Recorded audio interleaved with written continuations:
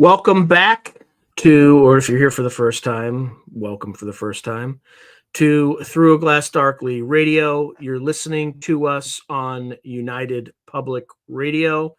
The intro to this podcast, live stream, radio show is Mark of the Doomslayer by Karl at White Bat Audio. He's got an entire YouTube account with awesome music just like that. So please do check it out because I've been using his intro for quite some time.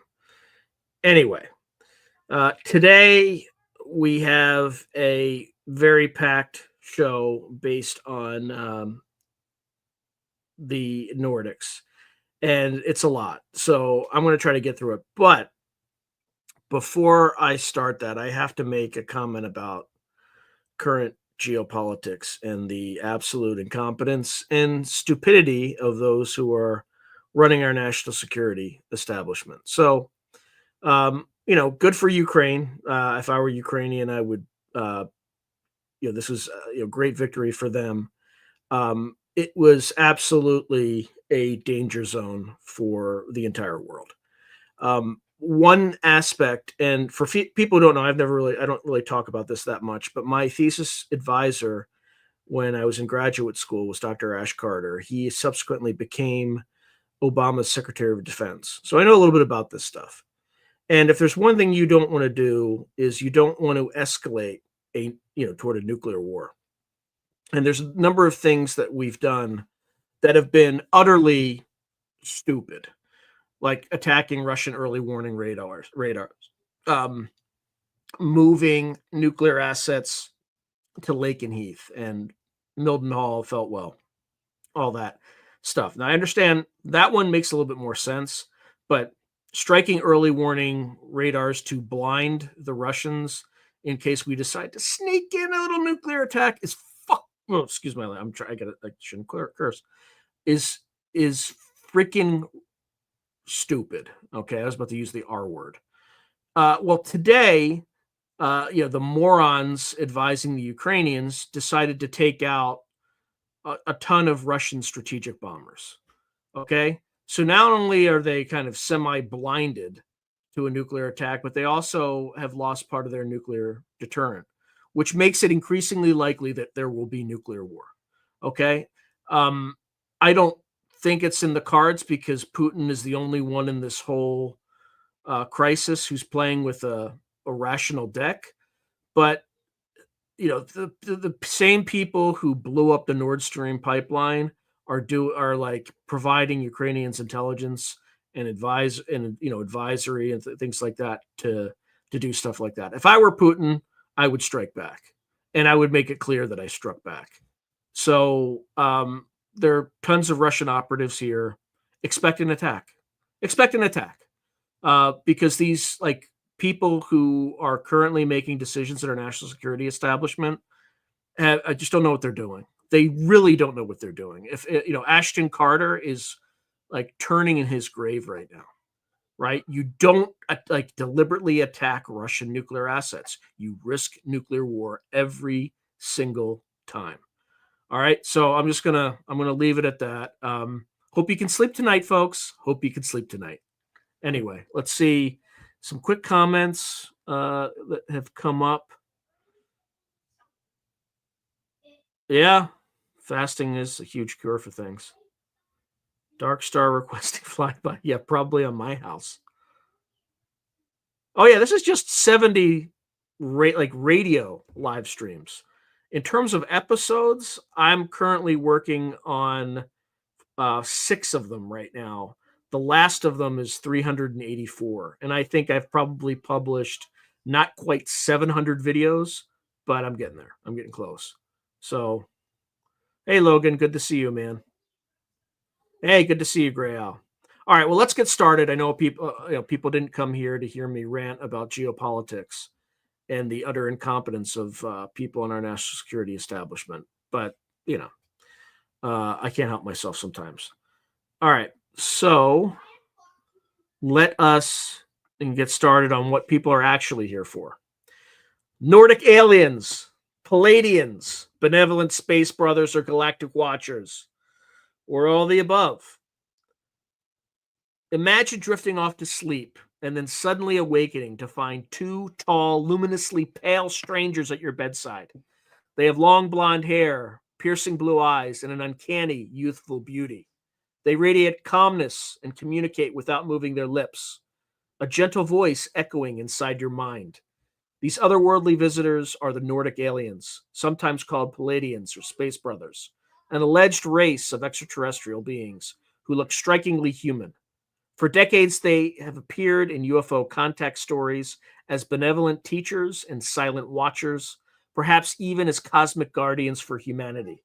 Today, we'll delve into the fascinating mythology and reported encounters of these Nordic non human intelligences, exploring their physical traits, telepathic gifts, roles in abduction lore, claimed origins in the stars, and the motives attributed to them by both experiencers and insiders.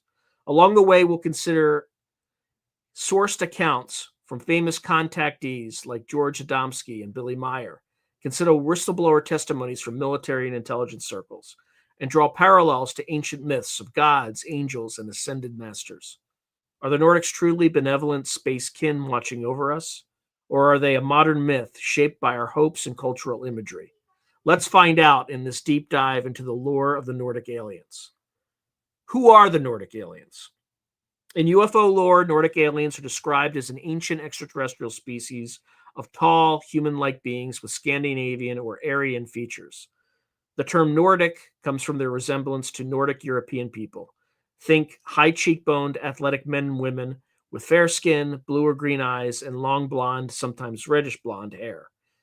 They are typically reported as standing around 6 to 7 feet tall, or for those in Europe and elsewhere, 1.8 to 2.1 meters, with youthful, graceful appearances that radiate health and beauty. In fact, their looks are so close to humans that contactees often remark they could walk among us unnoticed, especially if they wear sunglasses or contact lenses to hide any subtle differences in eye appearances. And in some accounts, even claim these beings lack an Earth like iris or have an unusual aura necessitating such disguises.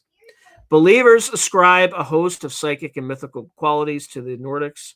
They almost always they're almost always described as communicating telepathically, conveying thoughts, images, or feelings directly into a person's mind rather than using spoken language. Experiencers often report that being in the presence of a Nordic alien feels comforting and paternal, as if an unseen warmth or love encompasses their mental voice. In UFO literature, Nordics are depicted as paternal, watchful, smiling, affectionate, and youthful, radiating an aura of calm authority.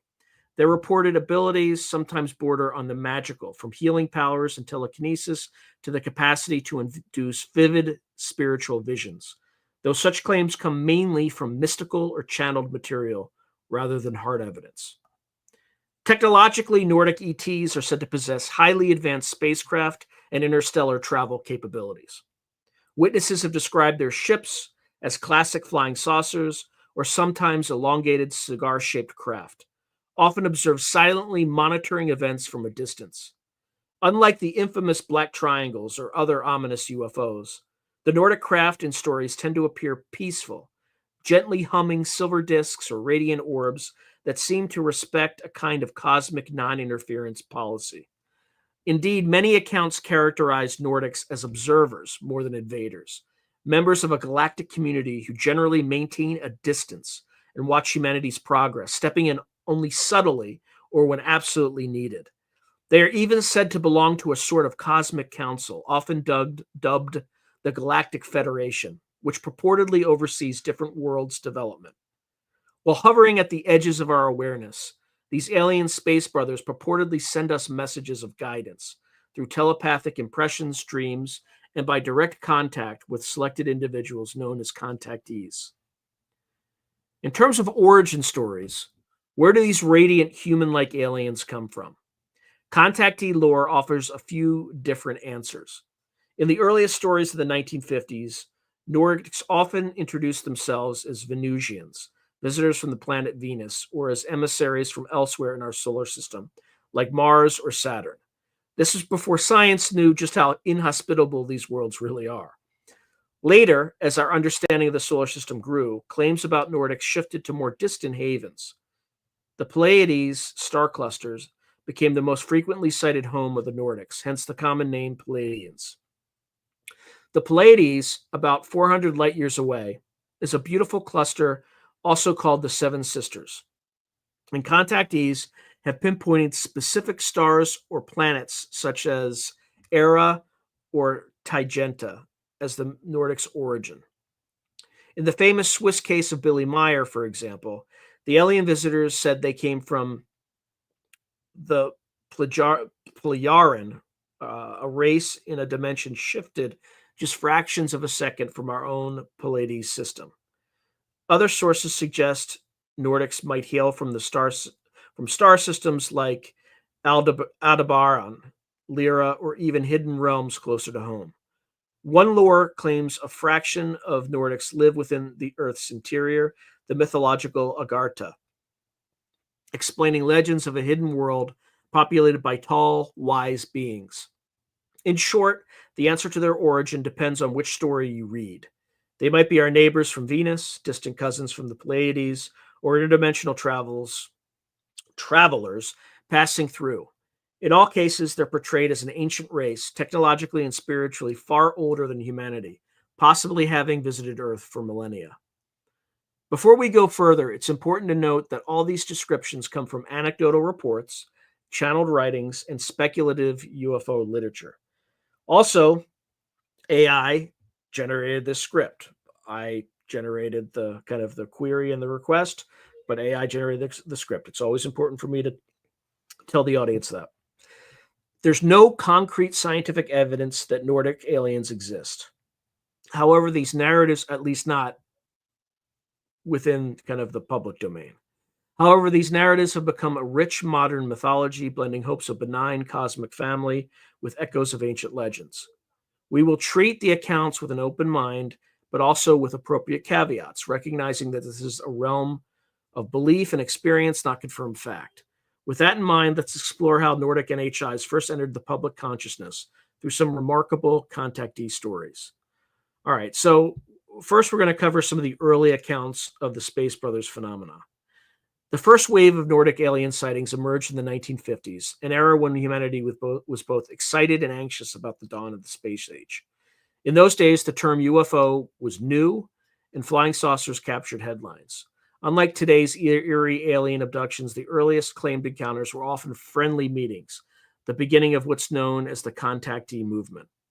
The individuals at the heart of these stories, the contactees, said they met extraterrestrials face to face, often in deserts or remote areas, and returned with uplifting messages for mankind. Sorry, like this language pollution is infested. I won't get into it. The aliens they described were often Nordic-looking beings, quickly dubbed Space Brothers for their fraternal human appearance and benevolent demeanor. One of the most celebrated early contactees was George Adamski, a Polish-American mystic and amateur astronomer. On November 20th, 1952, Adamski and several friends were skywatching in the California desert when, by his account, a silvery disk landed and a being emerged. Adamski described this visitor as a friendly fellow named Orthon, a handsome, long-haired young man from the planet Venus. Orthon's hair was blonde, his eyes blue, and he had a ruddy, youthful complexion. He was, in essence, a human-looking Nordic alien down to the boots, which Adamski noted bore strange symbols. In their brief encounter, conducted through hand signals and telepathy, Orthon conveyed that he and his people were concerned about Earth's nuclear weapons and humanity's warlike tendencies.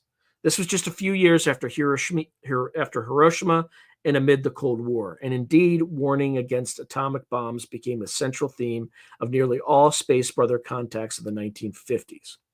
Adamski said the Venusian invited him aboard the saucer for a ride, and over subsequent meetings introduced him to other extraterrestrials from Mars and Saturn as well. These beings, Adamski claimed, spoke of spiritual wisdom, the unity of creation, and the need for humans to abandon warfare and greed.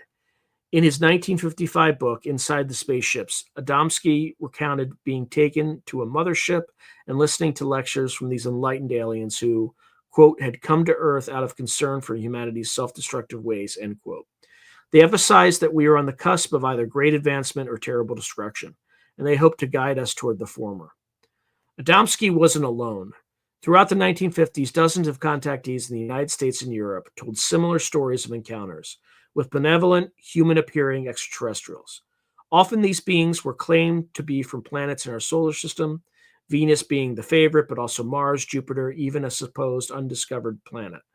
For example, Howard Menger, a New Jersey sign painter, said he met beautiful Venusian and Saturnian astronauts in the woods behind his house, including a blonde woman in a shimmering jumpsuit who invited him aboard her spacecraft.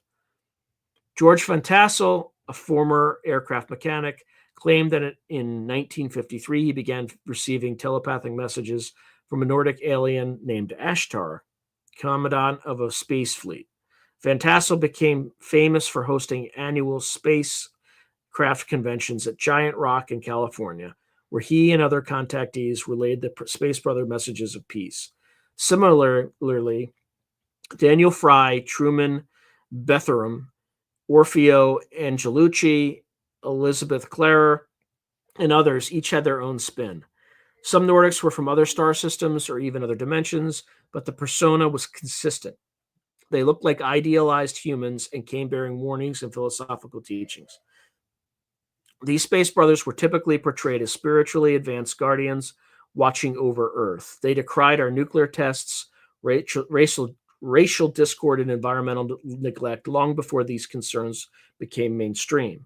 Contactees relayed that the visitors wanted nothing in return except that we heed their counsel and quote-unquote grow up as a species.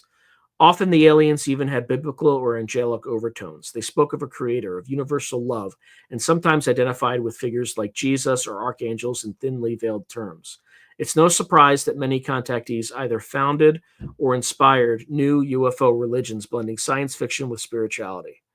For instance, George King formed the Aetherius Society after claiming to channel cosmic masters, including an entity from Venus. Guy Ballard's I Am movement in the 1930s foreshadowed this by mixing theosophy with encounters with ascended masters on Mount Shasta, who sounded a lot like Nordic aliens in retrospect. Notably, during this period, the public and media were fascinated by these accounts. Although mainstream scientists were skeptical, the Space Brother narrative offered a hopeful alternative to the frightening concept of alien invaders.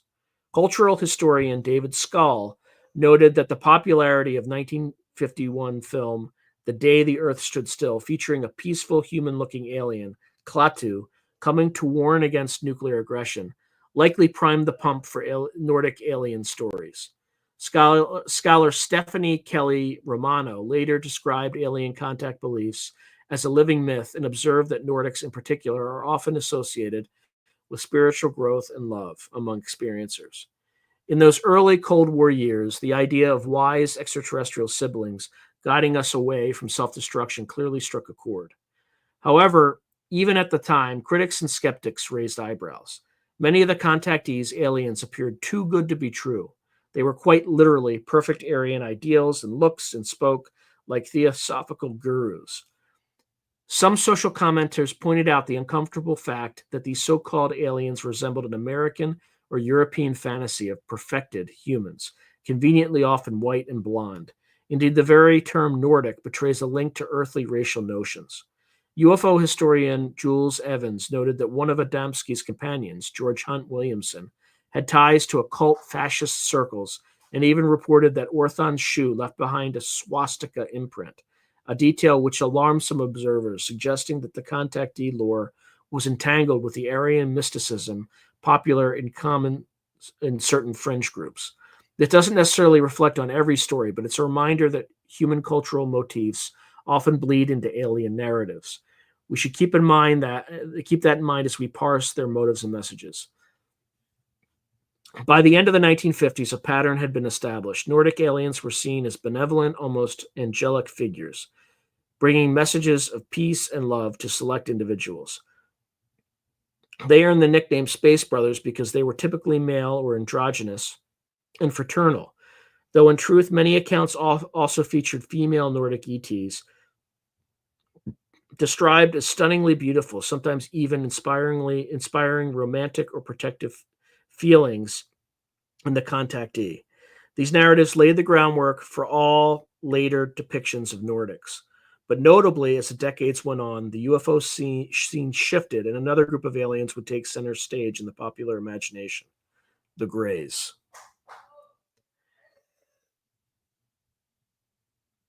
Around the 1960s to 1970s, UFO reports took a darker turn. Instead of friendly desert rendezvous with chatty space brothers, we began to hear frightening tales of alien abductions, people pulled from their beds or cars by small gray skinned humanoids with large black eyes. The quintessential gray aliens, popularized by cases like Betty and Barney Hill's 1961 abduction and later by Whitley Strieber's Communion in 1987, became the new icons of extraterrestrial encounters. These beings were impersonal experimenters, not spiritual mentors. As a result, Nordic encounters became relatively less common in UFO lore after the 1950s. The Greys supplanted the Nordics as the primary stars of abduction scenarios, at least in the English speaking world. However, Nordics did not vanish entirely. In some abduction cases and insider accounts, Nordic looking beings still play intriguing roles, sometimes as allies, other times as silent observers, and occasionally as the ones in charge. Abductee testimonies featuring Nordics often describe them as working alongside or above the Greys. For instance, a person might recall being on a UFO surrounded by short gray aliens performing medical procedures, while a tall gray Nordic stands in the background, seemingly overseeing the operation or calming the patient telepathically. This has led to speculation in UFO circles that the Greys are subservient to Nordics or even biologically engineered by them. In other narratives, Nordics intervene to rescue abductees from the clutches of the Greys or to mitigate the trauma of the experience. It's almost as if they've taken on a good cop role. The Greys might scare or harm people, but the Nordics either prevent serious damage or later give the experiencer a reassuring message that softens the blow. One famous abduction case with a Nordic twist is the story of Travis Walton. In 1975, Walton was a young forestry worker in Arizona who went missing for 5 days after his coworkers saw him struck by a beam of light from a UFO. When Travis Walton reappeared, dehydrated and confused, he eventually told an astonishing story. He had been taken aboard an alien spacecraft.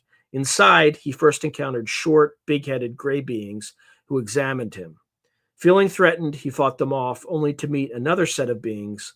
These looked entirely human. Walton described tall, muscular men and women, or all with blonde hair and serene, almost too perfect features. They didn't speak, at least not verbally, but gently led him to a table and placed an oxygen-like mask over his face. He lost consciousness and remembers nothing until he awoke roadside on Earth. Walton's case became one of the most well-known abduction stories, dramatized in the film Fire in the Sky. Crucially, his account included Nordic-like aliens, which he initially thought were human space travelers due to their appearance. They wore blue jumpsuits and had an air of authority. In his book, The Walton Experience, Travis speculated they might have been caretakers or medics, possibly tending to him after the Greys' procedures. This case illustrates how Nordics are woven into abduction lore. They appear less frequently than the Greys, but when they do, it's often as the more compassionate or relatable figures among the alien cast. Other abductees have echoed similar themes. Some report that during experiences of forced medical exams or bizarre experiences, a tall, fair-haired being would suddenly appear to either stop the procedure or to telepathically reassure them, saying things like, "You will not be harmed," or "We mean you no distress." A notable pattern is that Nordic aliens, if present in abductions, tend to deliver messages of peace or concern for Earth, rather than instilling fear. In fact, researchers like Preston Dennett and Dr. Leo Sprinkle, who studied many contactees, found that encounters involving Nordics were more likely to be reported as positive or transformative, whereas purely gray encounters were often traumatic. It's as if the Nordics maintain the old Space Brothers ethos even when mingling in the abduction scenario. They remind the experiencer of a greater purpose or context behind the strange events.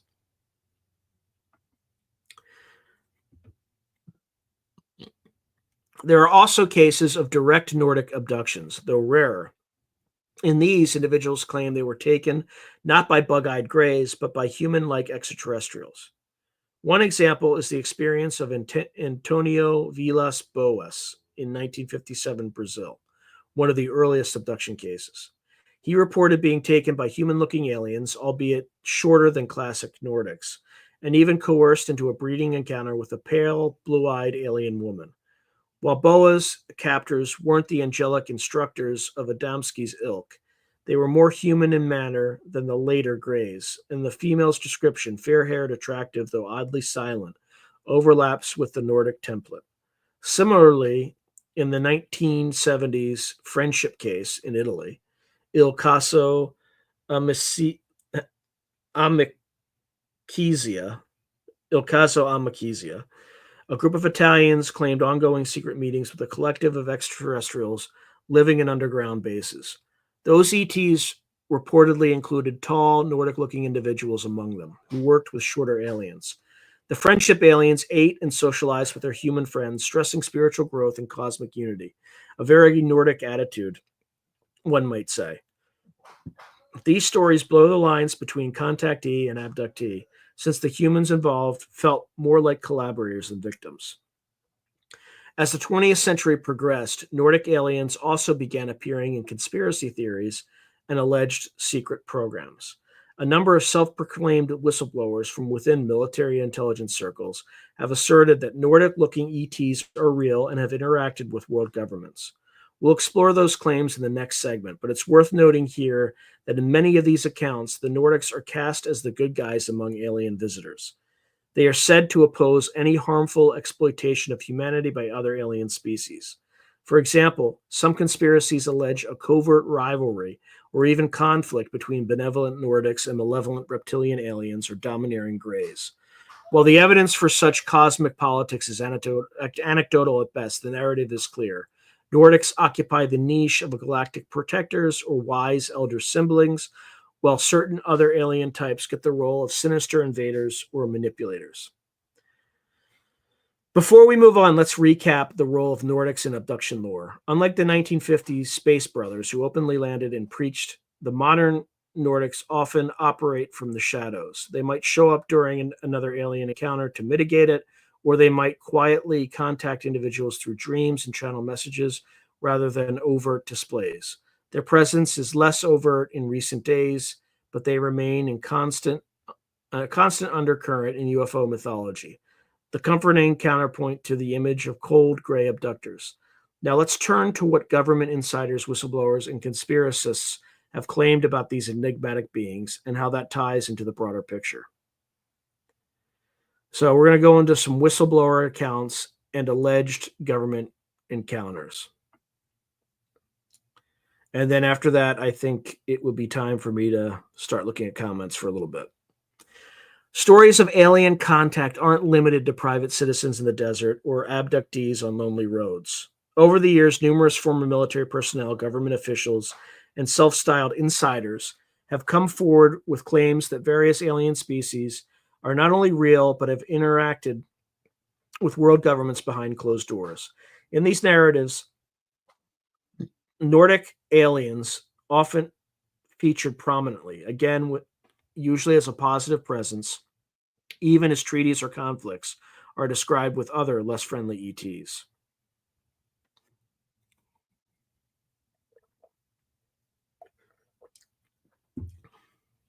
One of the most legendary tales in UFO lore is the alleged meeting between U.S. President Dwight D. Eisenhower and extraterrestrials in 1954.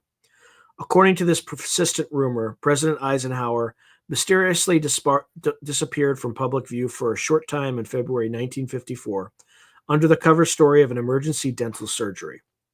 In truth, so the story goes, he was whisked to Edwards Air Force Base, where he met with two different groups of aliens. The first group were described as Nordic-looking ETs who had a stunning proposal. They urged the U.S. to abandon its nuclear weapons program in exchange for advanced knowledge or technology, promising they would help guide humanity toward peace. The Nordics warned about the dangers of atomic war, echoing the Space Brother message, and offered spiritual support if we could all just get along. However, as the tale continues, Eisenhower balked at the demand to disarm in the tense Cold War climate. Subsequently, a second meeting occurred, this time with the Gray aliens, who struck a very different bargain. The Greys allegedly agreed to share some of their technological know-how with the U.S. military, but in return, they wanted free rein to abduct humans and livestock for their own experiments. A secret treaty was supposedly signed, often referred to as the Grenada Treaty, the Greada Treaty, I've heard it both in conspiracy circles, formalizing this unsettling exchange. Technology for abductions. The Nordics, being unwilling to condone such a trade-off, supposedly departed disappointed.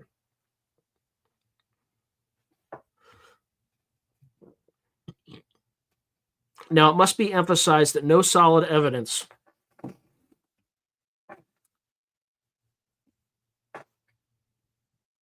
ever emerged of Ike's alien summit. It remains an unverified piece of ufological folklore, reported by a handful of whistleblowers and UFO authors decades after the fact. But it's a telling narrative in how it positions the Nordics. They are the morally righteous aliens who wanted the best for humanity, but got turned down. Whereas the Greys are cast as the pragmatic, self-serving ones, willing to cut a deal that treats humans as lab rats. The outcome, according to lore, is that Earth's powers that be aligned with the Greys, while the Nordics perhaps continue to watch from afar, hoping we wise up eventually. This story has permeated UFO literature and even pop culture, illustrating the adoring trope of Nordics as benevolent ETs frustrated by human folly. Apart from that famous anecdote, several officials and military personnel have made statements about human-like aliens. Perhaps the most prolific profile was Paul Hellyer, Canada's Minister of Defense in the 1960s. Decades after his retirement, Hellyer became outspoken about UFOs and extraterrestrials. In 2014, he gave a televised interview in which he claimed at least 4 alien species have been visiting Earth for thousands of years, and among them are some that look just like us. Hellyer said these aliens could walk down the street and you wouldn't know, noting that there are some living on Venus, Mars, and Saturn's moon, a remarkable statement that mirrored early contactee claims. He warned that they were concerned about human warfare and environmental damage, especially after we developed nuclear bombs. Hellyer even asserted that many alien species are benign and want to help, but one or two might not be, hinting at the classic good versus bad alien dichotomy. Although Hellyer did not explicitly use the term Nordic blondes in that interview, he has elsewhere mentioned species like the tall whites, often considered a variety of Nordic alien, but not always, and Nordic blondes as being among those present on Earth. His source of information is thought to be a mix of whistleblower testimonies from the Disclosure Project and others, and personal research. Regardless, hearing a former defense minister seriously discuss human-looking ETs was striking. Hellyer told Russia Today that they've been visiting our planets for thousands of years. There's been a lot more activity in the past few decades since we invented the atomic bomb, and they're very concerned about that. He went on to say nearly all of them are benign, but one or two are not, and that's what I'm investigating now. This essentially encapsulates the narrative. Nordics and their kin as benevolent, a couple of other species as possibly hostile. Another influential insider was Robert Dean, a retired U.S. Army Command Sergeant Major, who in the 1990s claimed to have seen a top-secret NATO document called The Assessment. According to Dean, this 1964 NATO study concluded that at least 4 extraterrestrial civilizations were visiting Earth. Of those 4, one group looked exactly like human beings, so much so that they could be sitting next to you in a restaurant or an airplane, and you'd never know. Dean frequently implied these were the so-called Nordic ETs, and he mused that it was lucky they were friendly, given their ability to infiltrate. Dean's claims are hard to verify, but he became a respected figure in UFO conferences, reinforcing the idea that Western governments knew about the Nordic ETs as far back as the 1960s. Then there are those like Charles Hall, a former U.S. Air Force weather observer, who wrote a series of memoirs, Millennial Hospitality, about working near an Ellis Air Force Base in Nevada in the 1960s. Hall claims he interacted with a race of extraterrestrials he dubbed tall whites, who were slender, pale beings up to 7 feet tall that lived in a desert installation. The tall whites, according to Hall, look somewhat like Nordic aliens, though with extremely pale, almost chalky white skin and larger eyes. They would occasionally come into Las Vegas disguised in human clothing, he said, and they had an arrangement with the Air Force. We allowed them to R&R at our bases, and in turn, they gave certain technological insights. Hall's books detail sometimes tense interactions. The tall whites could be temperamental, but he maintained that they weren't overtly hostile, just very different. UFO researchers often characterize Hall's tall whites as a variant of Nordic NHIs, given the human-like form and the Nevada connection that Hellier later also mentioned. It's fascinating that Hall's account also echoes the theme of aliens blending among us, a concept also popular in TV and movies. For example, the alien integration story of Men in Black or The X-Files. We should also note Clifford Stone, a former U.S. Army sergeant who in 2001 testified at the Disclosure Project that he had been part of UFO crash retrieval teams. Stone claimed the U.S. had cataloged 57 varieties of alien beings, many of them indistinguishable from humans. It's an extraordinary assertion that numerous alien races, some looking like us, are out there interacting covertly.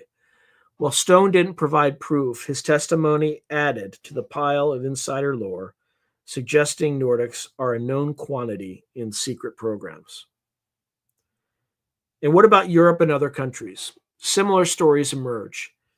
In Russia, there have been declassified reports of cosmonauts encountering space angels, giant glowing human figures seen outside their spacecraft, reported in 1984 by the Soviet Soyuz 7 crew. The cosmonauts described them as humanoid, serene, and surrounded by halos, essentially angelic Nordics. Meanwhile, in Latin America, contactees like Luis Fernando Mesteo in Bolivia or Sixto Paz Wells in Peru have long claimed ongoing contacts with beings from the Pleiades or Orion who look quite human. These contacts often involve meditation-induced meetings or teleportation to alien bases, so they blur the line between physical and spiritual encounter. Still, the descriptions, tall, wise, luminous people, are straight out of the Nordic playbook. Okay, so what's the motivation of including these insider tales? Well, they serve to illustrate that the idea of Nordic aliens pervades not just New Age circles, but also the fringe of military conspiracy lore. They appear in narratives about UFO cover-ups and galactic diplomacy. In almost every instance, the Nordics or tall whites or whatever specific name are seen as either neutral or benevolent. If you hear of alien bad guys in these stories, it's usually the Greys, often accused of treating humans like guinea pigs, or the dreaded reptilians, portrayed as power-hungry, shape-shifting infiltrators in some conspiracy theories. Nordics, by contrast, are frequently said to be working against those nefarious agendas, sometimes even protecting humans or collaborating with factions of our military who resist gray reptilian influence. This dynamic has essentially made Nordics into the guardian angels of UFO lore, albeit operating in the shadows. Of course, to a skeptic, these whistleblower stories are modern legends or misinformation at worst. Yet they fascinate us because they hint at a larger cosmic drama. Earth caught in a tug-of-war between benevolent and malign ET forces, with familiar-looking space brothers quietly shielding us. It's essentially a sci-fi reimagining of ancient dualistic struggles, good versus evil, angel versus demons, projected onto extraterrestrials. Speaking of ancient themes, this is a perfect segue into examining how Nordic aliens have been linked to older spiritual and mythological archetypes. Could it be that these supposed aliens are actually the same entities humans once called gods, angels, or other supernatural beings? Let's explore those intriguing parallels next. All right. I think now is as good a time to take a much needed break and start going through the comments. Okay.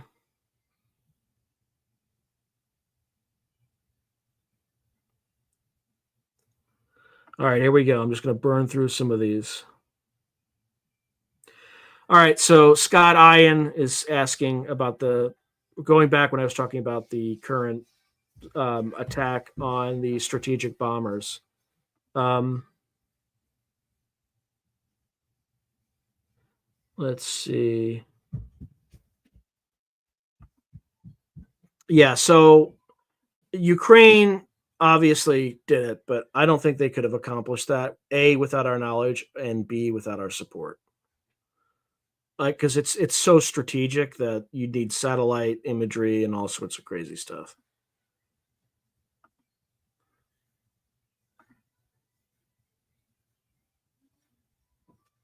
Rather them than a bear. I'm not sure what that means. Ed.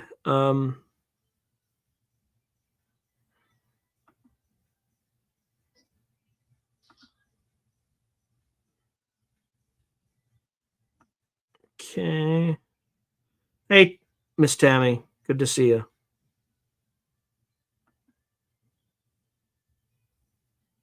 Yeah, it's Miss Tammy. It's given that nobody in the mainstream media will touch it right now, that's usually means somebody's right over target. I just actually interviewed Scott Roeder, and the family that had this experience has gone dark. There are there's information that indicates that they've been intimidated in some way into going quiet. So chances are that the Vegas thing is real.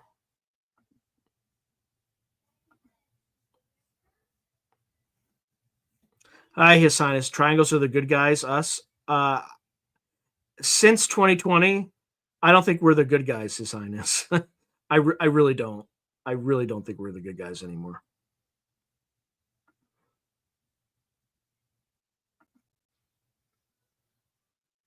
Terrence, good to see you, man. Terrence, he writes, "Hey Sean, thanks for your service and awesome work on this channel. I appreciate you, Terrence. Thank you." His Highness writes, "Long life and prosperity." You too, His Highness.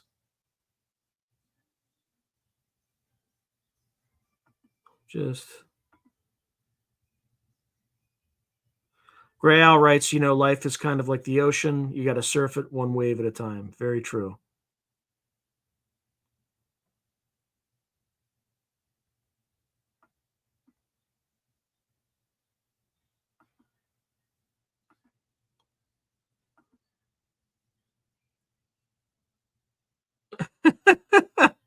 Terrence Rillis is writing, "I will bring ramen and ACDC when they show up." I don't know if ramen's a great idea. Maybe something a little bit more tasty, but ACDC I can live with. Yeah, Fast Mamba Jamma, like that's nice that Christian Harloff says something big is coming in 2027.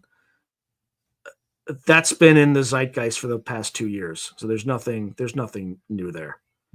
Um, anyway, nothing against you, but it's against these podcasters who have, you know, very little knowledge of the thing they podcast about.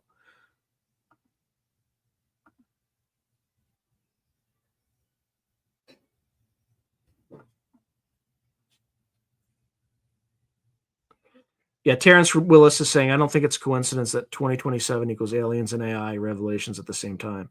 It's also 100 years after the Roswell crash, by the way, or not 100 years, 80 years after the Roswell crash.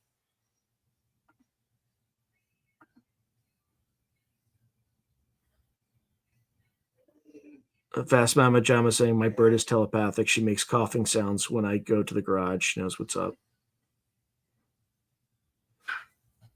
Jalea Jalal's writing, "Valiant Thor, who Laura Eisenhower swears or swore was a guest of military industrial complex deep states." Yeah, it's possible. Fast Mama Gemma is writing, "Black budget is 21 trillion. Everything is deep state." Or or transnational interests have siphoned off 21 million from the American people. That's the Catherine Fitz number.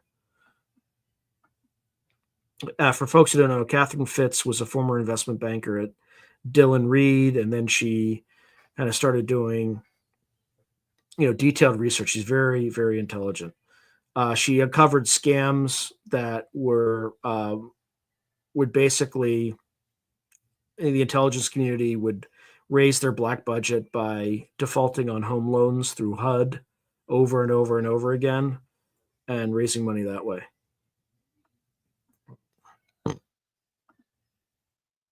Okay, Fast Moment Jeremiah's writing, the secret is not the type of alien, but the types of aliens. Finding the types of aliens will lead us to the types of humans.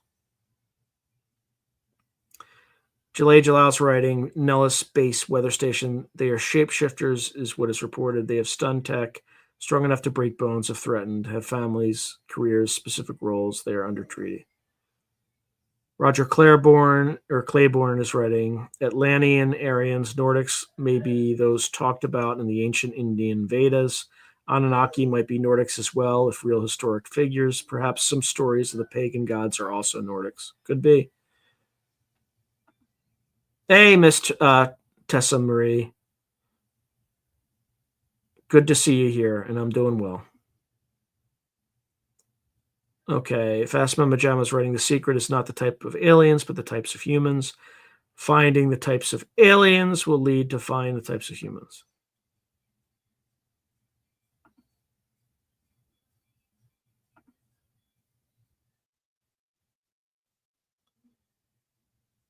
Yeah, there's Gray Owl. There's a reason I made the thumbnail the way I did, right? I wanted to see if my it's a test. It's a test. I wanted to see if my impressions, my click-through rate, increased through the power of vitamin P. And you can use your imagination to figure out what vitamin P is. Hey, Nathan from the Quantum Show. Good to see you. All right. Well, just make sure you don't play it out loud in case I accidentally curse.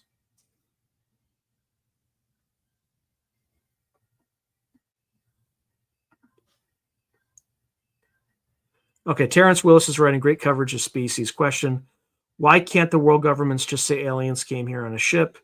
We don't know why. Let's figure it out together. Thank you. Because hold on. Because they are incompetent, they're greedy, and they're stupid. That's why. Next question. That's my view. That's my personal view. So Miss Tessa Marie is writing, it's kind of funny. My dad's dad was all Swedish, and he was like 6'2", super white, fair skin, and piercing blue eyes. He was very intimidating looking, and his job was being a high school math teacher. Yeah, that could be true too. Roger Claiborne said, smoking hot space babes are actually lizards in disguise, I hear. If they don't break your heart, they might just eat it. Okay.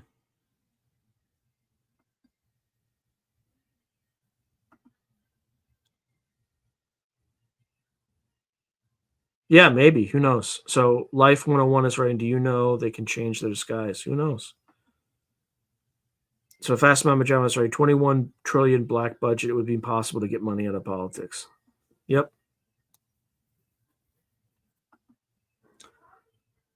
Yeah, the old TV series V warned us about them. Yep, Roger, absolutely.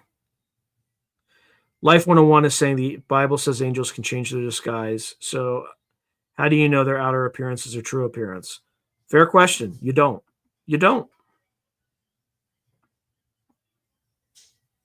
Chris Kaufman is writing, I have always seen Nordics as being from an earlier lineage of humans who were taken in eons past. They act as a mediator. Travis Walton's encounter is part of this hypothesis. That's a totally legit possible hypothesis. Yeah, I know, Terrence. you're speaking to the choir. This channel should have 500K followers easy.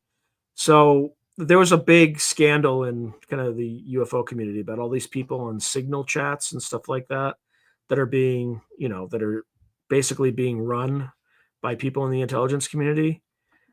You can tell from few subscribers that I had that I've never been invited to one of those chats. Okay.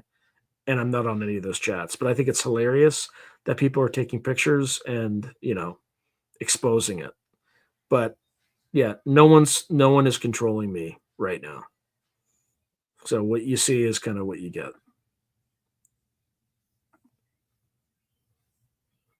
Okay, Fred is writing. Hey, Fred. JP whistleblower claimed he saw beings that look like the Nordics in a mission on an underground pyramid. Interesting.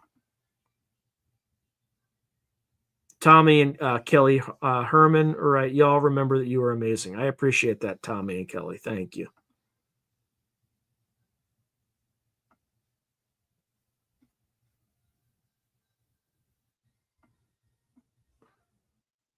Hey, Timepiece Adventures. Good to see you.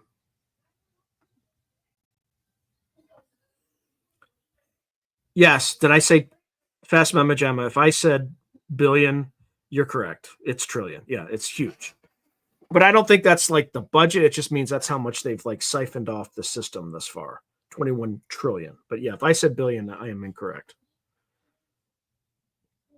Overlander BC, the Nordics will probably be the first aliens to step forward and show themselves publicly because of the most. Yeah, I think that's correct. If they do some sort of disclosure like that.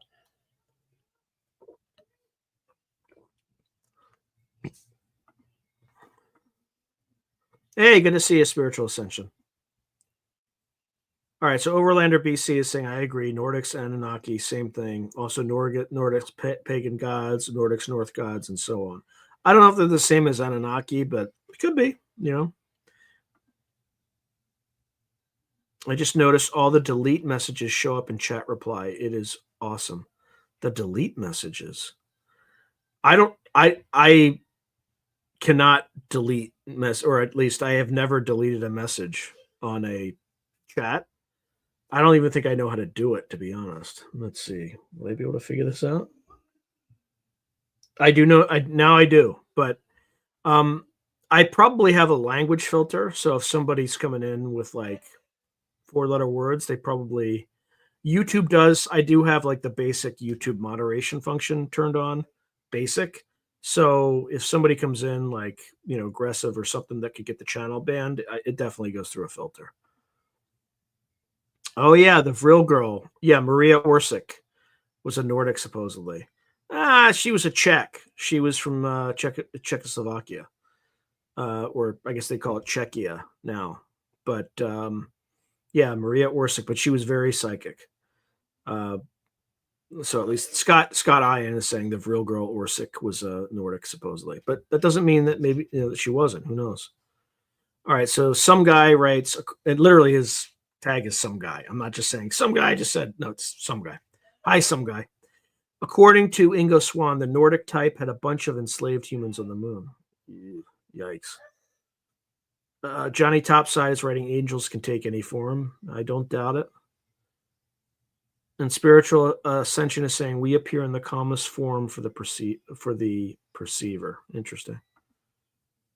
Fast Mama Gemma is writing, I watch V on TV, but I don't remember watching the last episode. Amazon sells the show. The last episode is when they like drop all the red dust from airplanes and basically poison the visitors with that like bioweapon. AJ told Joe Rogan the UFO factory is in the he just read that Reddit post. That's what I think that comes from. I mean, who knows? Okay, so Gray Owl's writing, I feel the complete opposite of the Nordics being first in the pool because of logic and all that. I don't know. Definitely weren't first in the pool. Okay.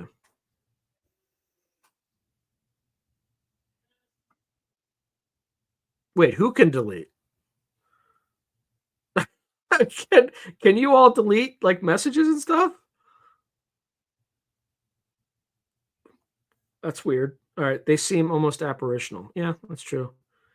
Malhau is writing, don't forget the Tuatha De Danann, the Irish she. They appear similar to Nordics. They were beaten by the humans and went underground beneath the she or fairy mounds, but they came from the sky. Interesting. Like how I actually pronounced all that stuff right? A year ago, I wouldn't have gotten she right. Okay, Gray Owl is saying, I have individual insight into the opposite end of the most like us, and they are already living with us, like with us in everything and nothing. Yeah, I believe that. All right. Terrence Willis is saying, question, do you think the Vatican has knowledge of the different species? Lots of hiding stuff there. Thank you. Terrence, 150%. Yes, they know. They probably have more knowledge than our own government on this whole topic because they have 2,000 years of archives and history.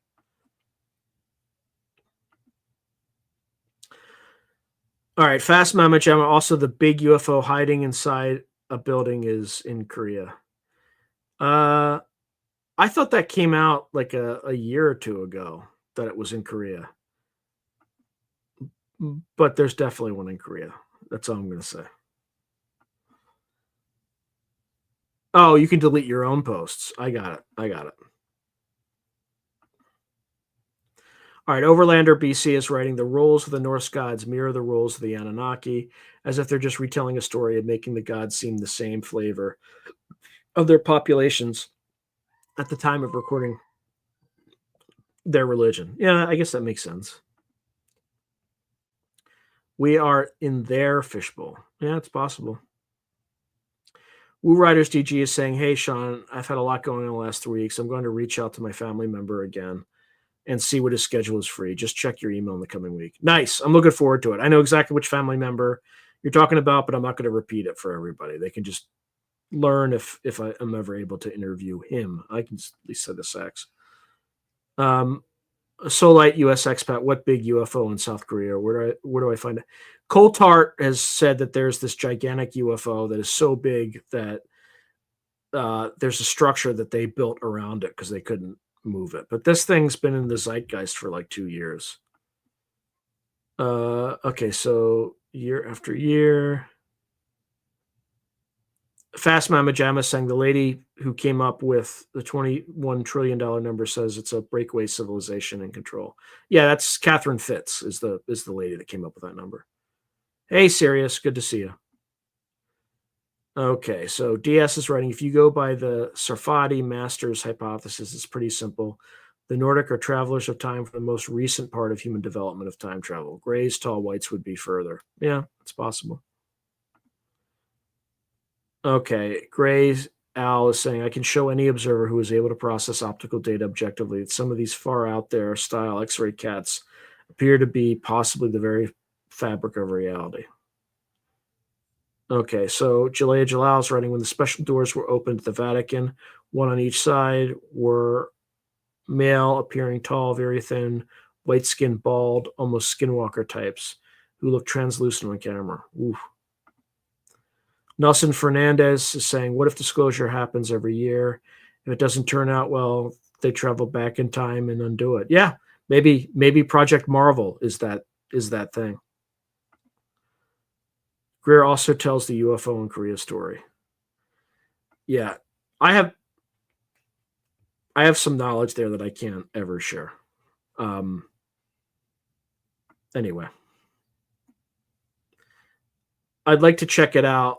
Not that I would probably see anything, so I'll just look up Kotart and UFO in Korea. Yeah, you'll find it on Twitter. They're talking about it constantly, but it's real. It's real, guys. It's definitely real. I don't know, but that's well, I'm not going to say anymore. Miss Teresa Marie is saying, do you have any moderators who help you out in the chat when you do live streams? If you ever need anywhere, I'll throw my hat in the ring.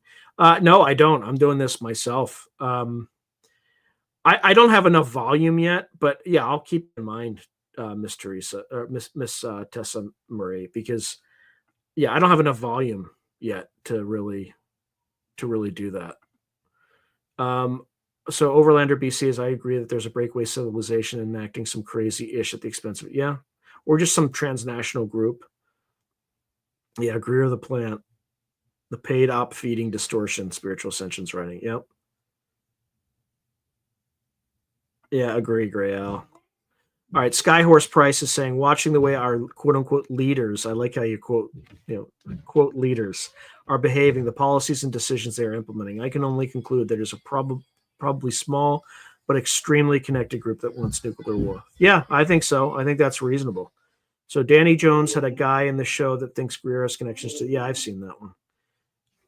Thank you, Johnny Topside. I appreciate it. I just wish it would grow faster. I mean, it's like growing like molasses, but I appreciate that you, Johnny Topside writes. Love your channel, Sean.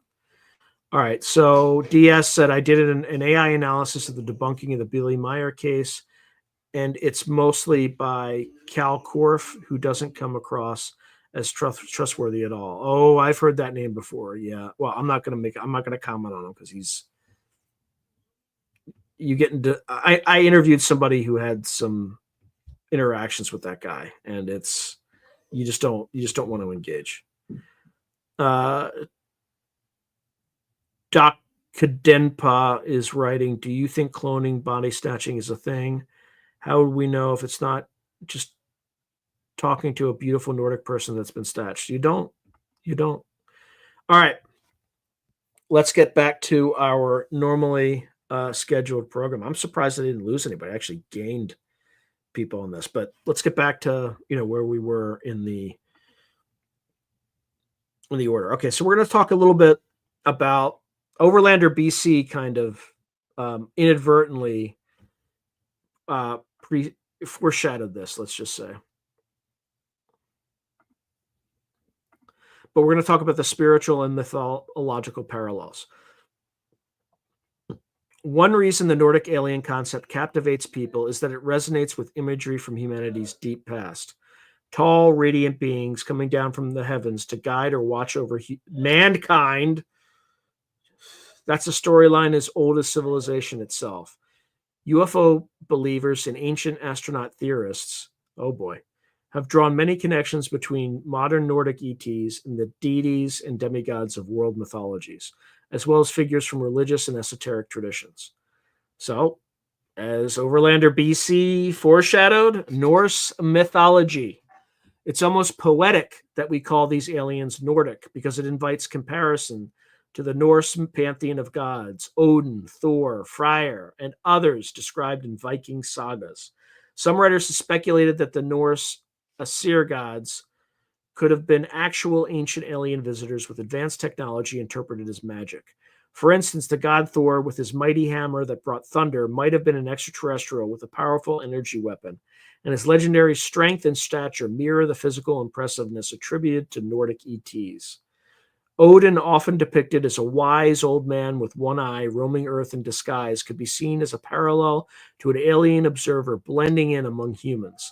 These comparisons are admittedly fantastical, but they underscore a point to someone in the past. A Palladian visitor might well have been remembered as a shining god from the sky. Even the realm of Asgard, home of the Norse gods, accessible via a rainbow bridge, have been whimsically compared to another planet reachable by some kind of wormhole, the Bifrost, as a metaphor for space portal. While mainstream scholars don't endorse these interpretations, the imagery lines up tall, noble beings from the heavens with a paternal interest in humanity. Now we go to Greek and other European myths. Some thoughts arise with Greek mythology. The Greek gods often look human and in form and interact or meddled in human affairs. Could Zeus or Apollo, often depicted as golden-haired or towering, have been misunderstood extraterrestrials? Some ancient astronaut theorists like Erich von Daniken famously suggested that titans and men of renown in myths were alien visitors.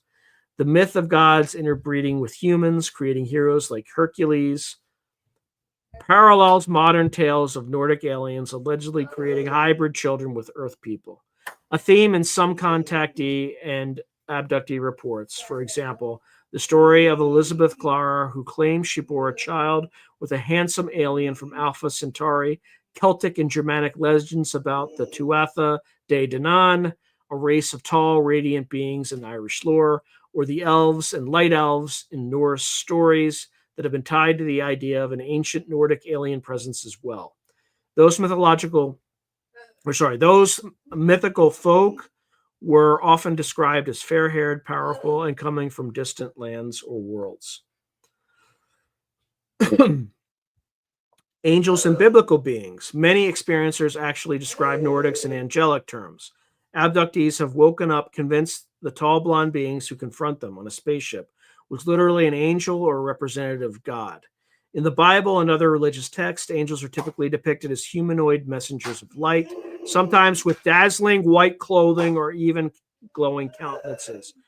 Guys, can you please hold on? Just give me a moment.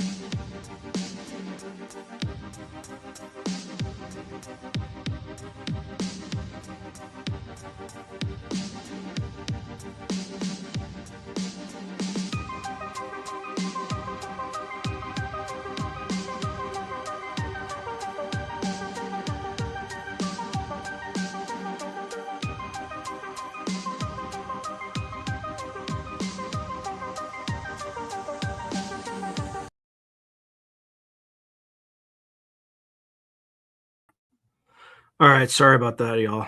All right, we're just going back to continue.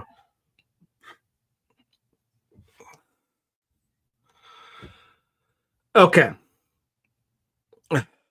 Many experiencers actually describe Nordics in angelic terms.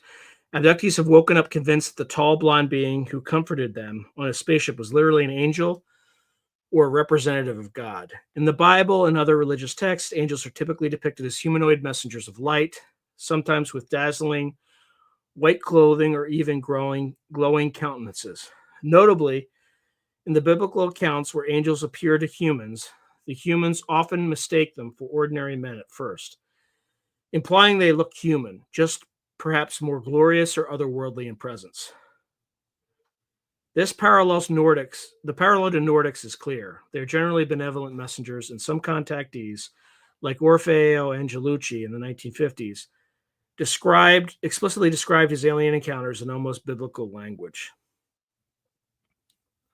He met beings of pure light who gave him spiritual insights, an experience he likened to meeting angels. Even the Book of Enoch from apocryphal biblical literature speaks of watchers, heavenly beings who watched over Earth, taught early humans various arts, and in some versions even interbred with humans, creating creating a race of hybrid giants, Nephilim. While the Watcher story turned sour, they fell from grace. The initial concept of watchful guardians from the sky resonates with how Nordics present themselves as concerned overseers of Earth's welfare. Some modern believers actually refer to Nordics as a type of angelic star being. In fact, a strain of New Age spirituality often equates certain archangels with extraterrestrials. For example, Archangel Michael is sometimes claimed to be a Pleiadian commander in channeled messages, blending biblical and galactic imagery. All right, another area that we can explore is ascended masters and theosophy. We touched earlier on theosophy and the idea of ascended masters, enlightened beings guiding humanity.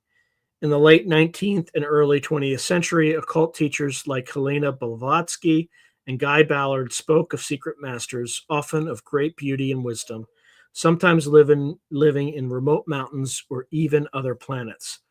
Blavatsky mentioned some masters living on Venus or other celestial places. The Great White Brotherhood, where white referred to light, not race, in theosophy, comprised enlightened beings that could very easily be compared to Nordics in retrospect. They were described as tall, radiant, and supernal. Fast forward to the UFO contactee era. Many of those early contactees essentially replaced the Ascended Masters with Space Brothers, as noted by scholars. For instance, George Adamski initially conducted seances and claimed contact with Tibetan Ascended Masters in the 1930s. But after 1952, He simply said his cosmic friends had taken over that role. Yet their teachings were identical to the old ones. This is a revealing communication. The Nordic aliens of UFO lore appear or often dispense the same kind of wisdom as prior mystical teachers about universal love, spiritual wisdom, and cosmic law. Some New Age channeled material explicitly ties the two together, suggesting the Ascended Masters are working with the Space Brothers, or they are one and the same. A group called Ashtar Command, very popular in channeled UFO circles since the 1970s, speaks of an interstellar federation led by Lord Ashtar, typically envisioned as a tall, blue-eyed, golden-haired being in a jumpsuit, basically a Nordic alien, who also has a Christ-like or archangel-like presence. Ashtar and his colleagues, like Hatan, Manka, etc., in that lore, often deliver spiritual messages through channelers, much like the metaphysical platitudes Adamski's Orthon delivered, but updated for a spacefaring context. Additionally, there are indigenous prophecies. So another fascinating parallel comes from various indigenous cultures around the world that have legends of pale or white spirit beings or star people. The Hopi tribe of North America, for example, have a prophecy of the coming of Pahana, or true white brother, a sacred figure who is returning during the Hopi end times, coming from the east or from the stars in some interpretations, to help purify the world. Some have speculated this true white brother could be a metaphor for a Nordic alien or Palladian teacher returning at a critical moment. The Hopi also talk about Kachinas, spiritual beings from the stars that sometimes took human form to instruct the tribes. In Mesoamerican lore, there are the Viracocha of the Incas and Quetzalcoatl of the Aztecs, described as light-skinned, bearded gods who arrived mysteriously and imparted knowledge. Viracocha even was depicted as tall and wearing white robes. Although these could have been early European visitors, misremembered, ancient astronaut proponents love to say that these were ancient Nordic ETs making contact long ago. Ancient India's Vedic texts describe devas, gods, who had vimanas, flying craft, and sometimes interacted with humans. Some devas are depicted with fair or shining skins, while Indian beings are often more exotic in appearance, with multiple arms, etc., that are likely symbolic. There are enough descriptions of radiant humanoid gods to draw a line toward the idea of luminous extraterrestrial visitors. In essence, the mythic and spiritual parallels serve to give the Nordic alien narrative a sense of familiarity and validation, as if to say, see, people all over the world throughout history have encountered these beings under one name or another. Believers argue that Nordic NHIs might have been active in guiding human civilization from the beginning, appearing as gods or angels to seed our cultures with certain knowledge, astronomy, agriculture, moral law, etc. For example, some ancient astronaut theorists think the civilizing gods like Ones in Sumeria, a fishman teacher, or Thoth in Egypt could have been ETs. While those don't match the Nordic image directly, the concept of extraterrestrial influence is in play.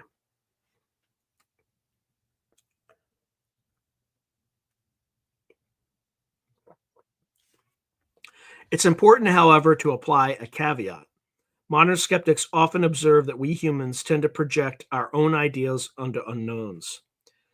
The ancients may have mythologized normal events or encounters, or simply invented gods to explain the cosmos. Likewise, modern contactees may be projecting archetypal images like the wise elder, the guardian angel, the beautiful seductress, etc., onto mysterious experiences or even dreams. The Nordic alien might be, in psychological terms, an archetype of the higher self or wise old man woman that emerges in a form our contemporary culture interprets as an alien rather than an angel. The psychological perspective this psychological perspective doesn't necessarily negate people's experiences, but offers a different lens to understand why so many disparate people describe similar tall, glowing figures. Still, even stepping back, it is downright fascinating how consistent the Nordic archetype is across time and space.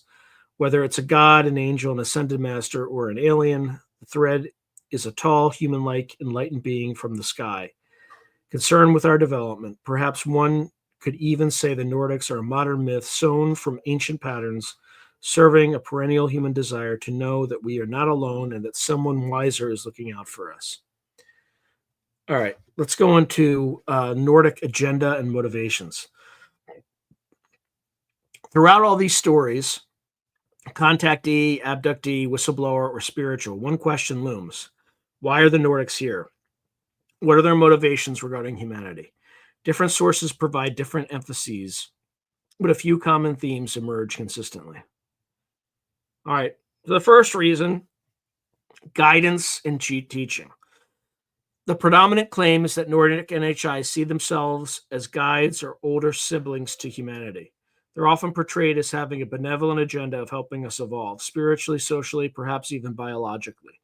From the Space Brothers lectures of the 50s to New Age channeled messages today, the Nordics repeatedly urged humans to pursue peace, harmony, and higher consciousness. They warn against violence, nuclear war, environmental destruction, and spiritual stagnation. In many contact accounts, Nordics express that humanity is at a crossroads and needs to overcome our greed and tribalism to join a larger cosmic community. In some narratives, they're here to gently prepare us for eventual open contact when we're ready, acting as mentors from afar.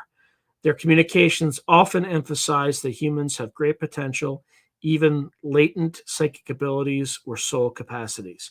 But we must choose love over fear to unlock them.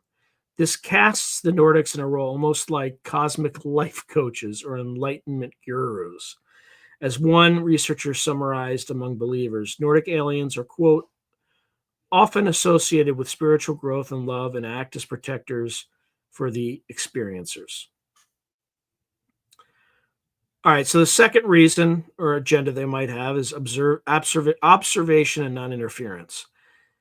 Hand in hand with the guide role is a curious restraint. Nordics are frequently described as following a non-intervention policy. Think Star Trek's Prime Directive. They watch and seldom interfere overtly in human affairs. Even when they give warnings, they rarely step in to stop us from doing foolish things. Although they didn't halt our nuclear tests or prevent wars or prevent us from dropping 2 nuclear weapons on Japan, but that's neither here nor there. This can be interpreted as respecting our free will or sovereignty as a developing world. One contactee said the Nordics told him they have a strict code. They can't directly solve our problems for us, but they can offer counsel and occasionally nudge events in a favorable direction if asked. It's akin to a parent letting a child make mistakes to learn, intervening only if the child is about to stick a fork into a light socket.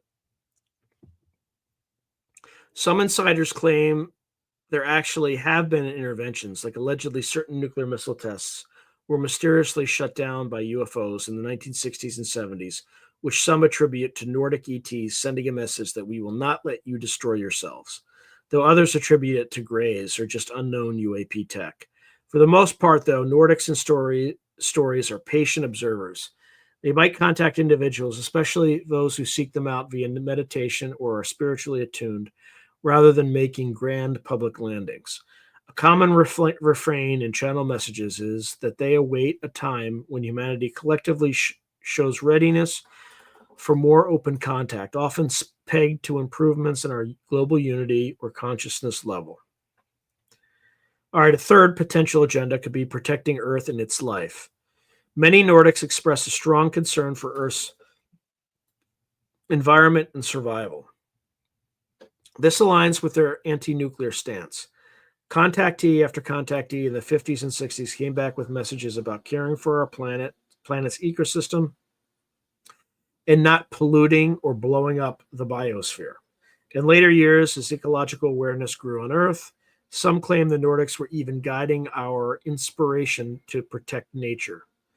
They allegedly worry that if we ruin Earth, it could have ripple effects beyond. One contact message said something like, if you destroy your world, it causes imbalance in this sector of the galaxy. They sometimes refer to Earth as a particularly beautiful and rare gem that must be preserved. This caretaker attitude gives them the epithet some use as a gardener race. One charming concept from New Age circles is that Nordics are here to assist Gaia, the spirit of Earth, in her ascension, and humanity's awakening is part of that. All very poetic, if unprovable. Even in abduction cases, when Nordics show up, they sometimes relay messages about looming environmental catastrophe if we don't change our ways. A number of abductees in the 1980s reported being shown vivid telepathic visions of Earth devastated by pollution or nuclear war. While often grays were present, some later interpreted that perhaps Nordics orchestrated these warnings through the abduction as a tough love tactic. A fourth motivation, or a fourth agenda, might be mediation and diplomacy. If one believes the expansive lore of multiple alien species interacting with Earth, then the Nordics often come across as the diplomats or peacekeepers. Some conspiracists claim Nordics have liaised with governments to try to broker peaceful policies, like the Eisenhower episode.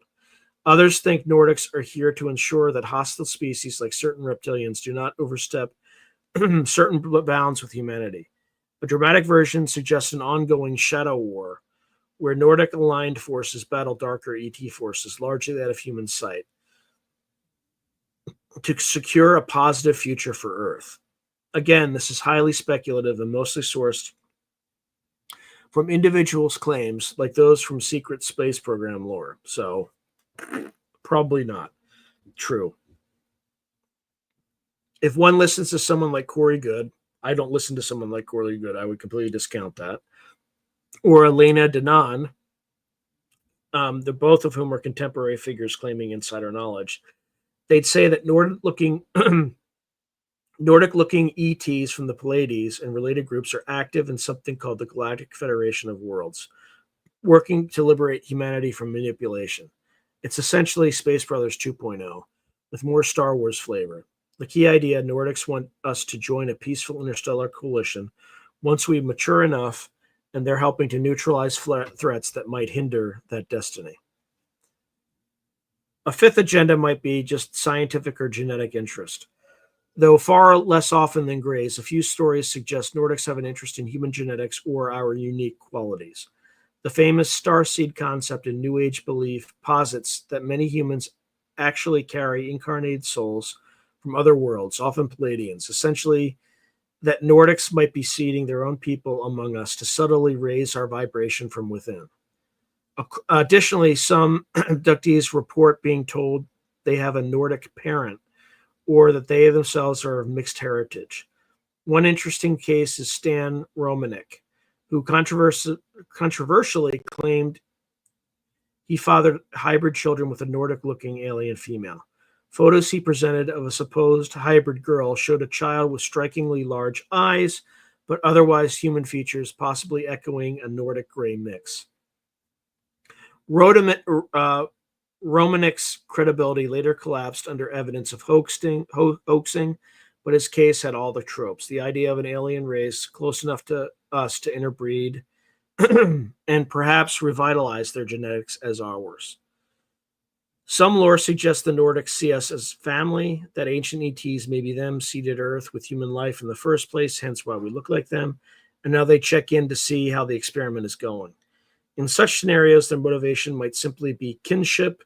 We are literally their distant cousins or even descendants, and they have a vested interest in our survival and ascension.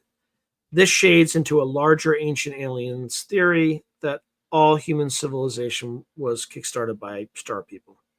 And finally, the sixth agenda, or potential agenda, could just be selfless versus self-interested agendas. Are the Nordics completely altruistic, or do they have their own agendas? Most contactees would say the former, that they're altruistic almost to a fault, often described as having moved beyond ego and conflict in their own evolution. However, A few cautionary tales exist. For example, the Aldebaran Nazi connection theory posits that a Nordic-type alien group might have fed the Germans advanced tech in the 1940s for dubious reasons, though this is extremely speculative and conflated with fiction. The TV series The Event had a plot like this, interestingly.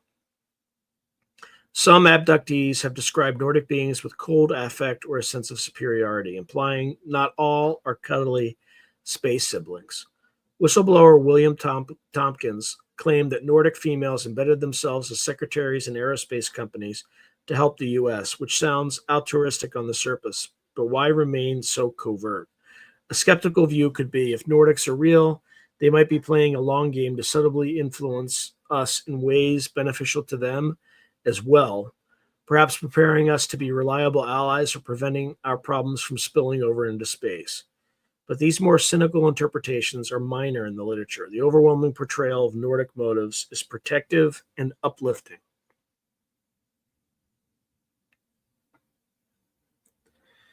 To illustrate their typical messaging, here's a direct flavor from a contact case.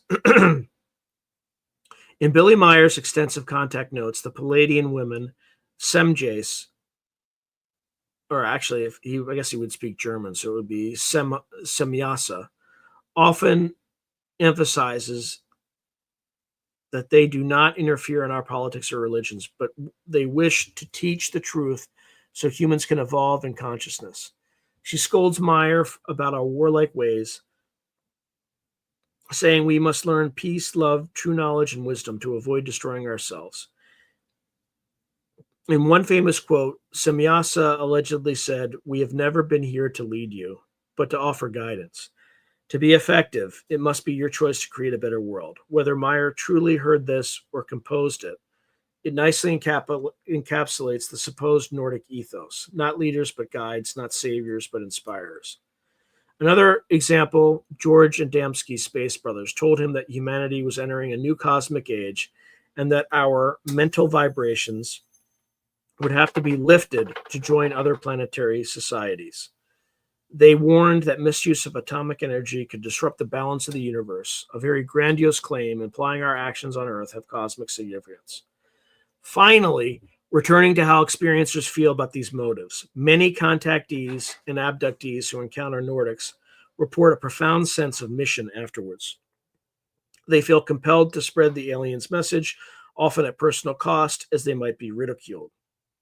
They describe the Nordics in almost reverent terms, like one might describe meeting a saint or a prophet.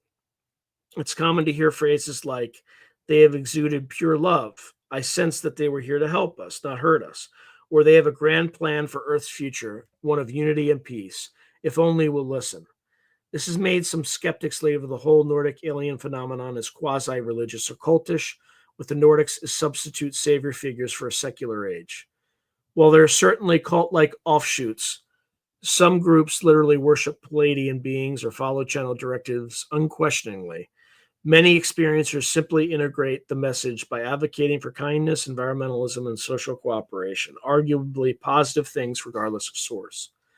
In summation, the Nordic agenda, if one composites all the sources, appears to be guide humanity away from self-destruction, towards spiritual awakening, and ultimately into fellowship with other advanced beings. They're portrayed as altruistic mentors who have taken an interest in us, possibly because of ancient ties or simply compassion. Whether one takes that as comforting or fantastical, it certainly provides a hopeful counterpoint to the more frightening alien narratives out there. As one Gaia article succinctly put it, Nordics are deeply concerned with the spiritual evolution of humanity. That could almost be a mission statement from them. All right, in the next segment, we're going to talk about Nordics versus other alien races, a comparative glimpse. Throughout this journey, we've mentioned other types of alleged extraterrestrials, grays, reptilians, tall whites, etc. For context and clarity, let's briefly compare the Nordics to some of the other reported NHI groups to highlight the role differences often ascribed to them.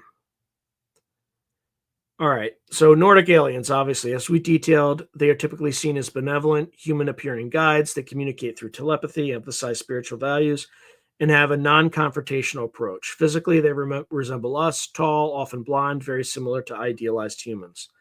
They purportedly want to help us teach, or want to help or teach, not conquer. Encounters with Nordics are often reported as calming or awe-inspiring. They sometimes work behind the scenes and can blend into society undetected if they choose. Gray aliens. These are small, 3 to 4 feet tall, big-headed, black-eyed beings that dominate abduction accounts since the 1960s. Grays are typically portrayed as scientific and emotionally distant. Their agenda seems to center on genetic experimentation and study of humans. Abductions often involve medical exams, sample taking, and even creation of hybrid offspring. Communication from Greys is telepathic too, but experiencers often feel the Greys lack empathy or don't understand human pain. They're usually described as hairless with grayish skin and spindly limbs, quite a contrast to the vibrant, muscular Nordics. In many narratives, Greys are subservient to or controlled by a higher authority. Some say a Grey collective mind, others say by reptilians, or even by Nordics, depending on the lore. Unlike Nordics, who champion peace openly, Greys rarely give philosophical messages. They're more enigmatic. People who encounter Greys often have PTSD-like after effects, whereas those who meet Nordics might come back inspired. It's as if Greys are the technicians and Nordics are the diplomats, teachers. Interestingly, some believe the Greys themselves might be a dying or artificial species seeking renewal through human genes, which is why they're so busy in labs, and perhaps the Nordics are overseeing a hybrid program for some larger purpose, all speculative. The vibe difference is stark.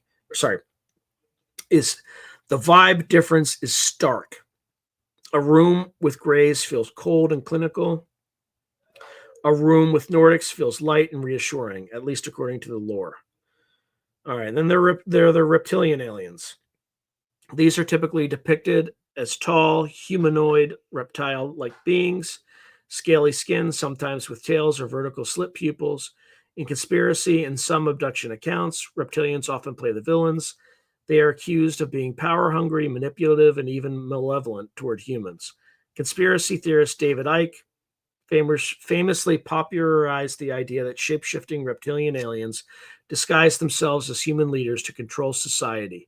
Whether one takes that seriously or not, in UFO lore, reptilians are the polar opposite of Nordics. Where Nordics promote love and unity, reptilians are said to sow conflict, feed off negative energy, or literal human flesh in some horrifying accounts. They're often depicted as physically stronger and more aggressive. Contactees rarely, if ever, have warm fuzzies about reptilians. Fear and domination are the themes. Some narratives cast Nordics and reptilians as age-old enemies, the galactic good versus evil. For instance, a common story is that eons ago, a war between reptilian empires and the Nordic Palladian civilizations occurred, and that conflict echoes in various ways on Earth. Some tie this to mythic wars like between Titans and Olympians or the biblical war in heaven. This is highly mythologized, of course, but if Nordics are our guardian angels, reptilians are painted as the devils. One interesting twist, there are few accounts of benevolent reptilians and bad Nordics, like Aryan aliens working with Nazis. But these are minority reports. The majority of UFO lore clearly biases Nordics equals good, reptilians equals bad. All right, then there are the mantid or insectoid aliens. These are less commonly discussed in pop culture, but quite frequently reported by abductees. They appear as tall, often 7+ feet, insect-like beings, resembling praying mantises. Usually they are encountered aboard gray craft, seemingly in charge. Abductees sometimes see a mantid observing the procedures dispassionately. They are enigmatic. Some experiencers feel a strange spiritual aura from them. Others are terrified by their insectoid appearance. They don't correspond to human archetypes as neatly as Nordics do. In some regression hypnosis transcripts, people say the mantids are interested in our souls or in orchestrating reincarnation cycles. Very bizarre and mystical stuff. How do they compare to Nordics? In lore, mantids are like aloof scientists or mystics, not particularly warm. Nordics, by contrast, present as compassionate and deeply familiar since they look like us. There aren't many stories of mantids delivering uplifting messages. They're usually behind the scenes directors and abductions. So one could say Nordics interact with heart and mind, mantids with cold intellect. And then tall whites and other human-like ET variants. There's sometimes overlap or confusion between terms. Tall whites, as per Charles Hill, share some traits with Nordics, but are described with a twist. Very pale, almost chalky white skin, and possibly spindlier. Hall's tall whites also had a family structure and could be dangerous if threatened. Some classify them as a subtype of Nordic since they're tall and humanoid. Others consider them separate. Another term that pops up is Lyrans, an alleged ancient human-like race said to be the progenitors of the Nordics, often described as even taller and sometimes with red or dark hair. In general, all these human ET types, Palladians, Lyrans, Venusians, tall whites, etc., are lumped together in contrast to the grays and reptilians. They sort of form an alliance of we look like you and share common values in the lore. Comparing them helps highlight that Nordics feel a unique niche. They are the reassuring face of the alien phenomenon. When people say aliens might be friendly or spiritually advanced, they're usually envisioning Nordics or something similar, not little grays. Nordics humanize the cosmic landscape quite literally. Even psychologists who study abduction experiences note that if a person encounters both types in a narrative, they'll often gravitate to the Nordic as the one they feel comfortable with or even form an emotional bond with, whereas the grays are seen as tools or drones. From a storytelling perspective, Nordics are almost like the parental figures, grays the lab techs, reptilians the dark antagonists, and mantids the inscrutable observers. Each race serves a function in a kind of grand mythos about why aliens are here and what they want. By understanding those differences, we see clearly what Nordics represent: hopes, guidance, and kinship, as opposed to fear, exploitation, or conquest. As we wrap up this deep dive into the world of Nordic non-human intelligences, one thing is abundantly clear. The lore of the Nordics is as much about us as it is about them. Whether these tall telepathic space brothers truly hail from the Pleiades, or whether they're an elaborate amalgam of human hopes, fears, and cultural motifs, the stories we've explored speak to a yearning in the human spirit, a yearning that we are not alone in the universe, that someone wiser and kinder is out there looking for us, maybe even watching over our tumultuous journey here on Earth. We've traveled from the sun-baked deserts of California with George Adamski chatting up a Venusian to the Swiss countryside where Billy Meyer snapped photos of Palladian beam ships, to the logging woods of Arizona where Travis Walton met luminous humanoids aboard a UFO. We delved into secret bunkers and presidential meetings, if the rumors are to be believed, where Nordics tried to broker peace. We traced their echoes back into ancient myth and religion, where perhaps their silhouettes can be seen in the form of gods and angels.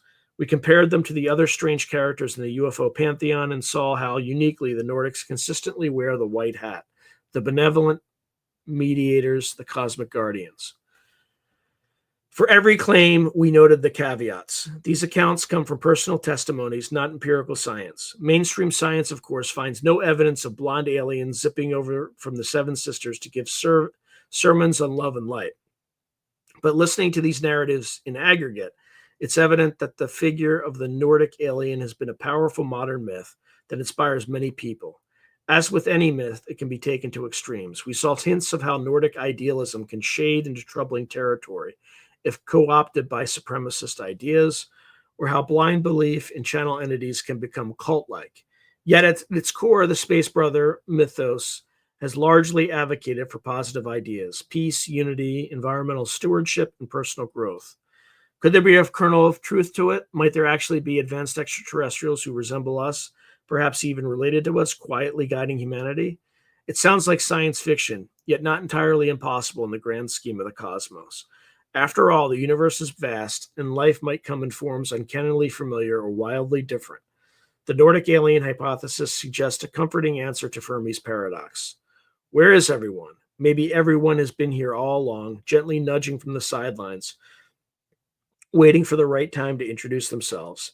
It's a thought that brings wonder, even if one remains skeptical. In the end, whether the Nordics are benevolent cosmic teachers, watchful guardians, galactic meddlers, or simply figments of our collective imagination, they occupy a firm place in UFO lore and the human imagination. They remind us of our highest ideals, where we might become in the future if we overcome our worst impulses. In some accounts, the Nordics even claim to be future versions of humanity, coming back to ensure their own past stays on course. Obviously, a time travel twist.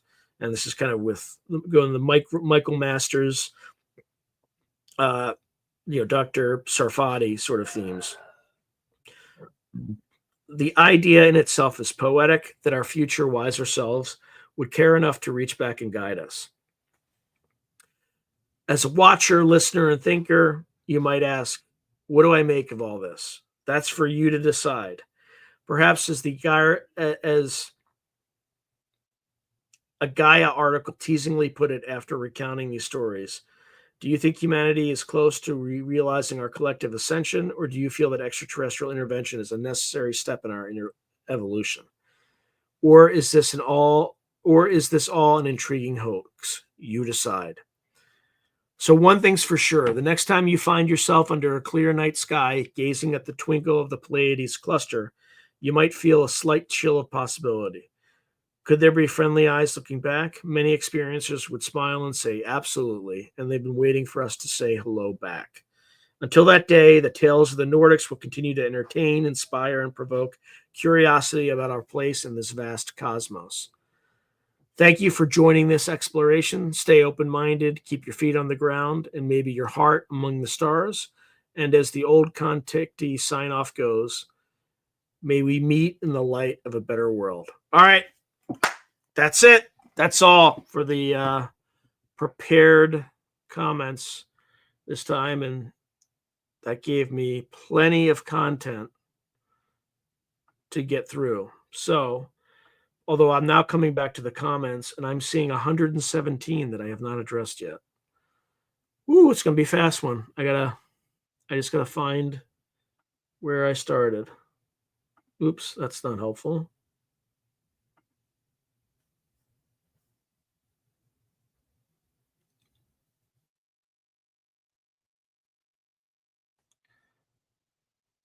Oh, come on, where is this?